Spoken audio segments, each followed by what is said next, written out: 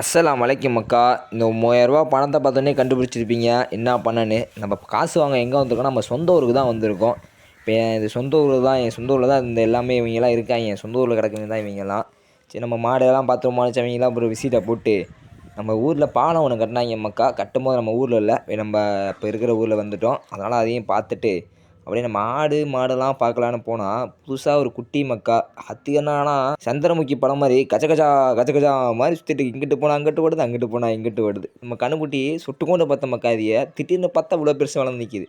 ஒரு 6 மாதத்துக்கு முன்னாடி நாய் சொட்டுக்கொண்டு கிடந்துச்சு மக்கா. இப்போ போனால் அவ்வளோ பெருசு வளர்ந்து நின்று என்னை பார்த்து குலைக்கிது, என் வீட்டுக்கு வராதான்னு. டே, இது என் வீட்டுன்னு சொல்லி அதான் சுட்டு நம்ம ஊரோட வியூவை பார்த்து ரசிச்சுட்டு அப்படியே நம்ம அண்ணனோட மாடு பார்க்க போனோம். நம்ம அண்ணன்கிட்ட ஒரு காங்கேயம் காலை இருக்குது, ஒரு நாட்டு மாடு இருக்குது. இவனோட ரிசல்ட் இந்த வருஷம் ஆட்டத்தில் பார்த்துடலாம் மக்கா.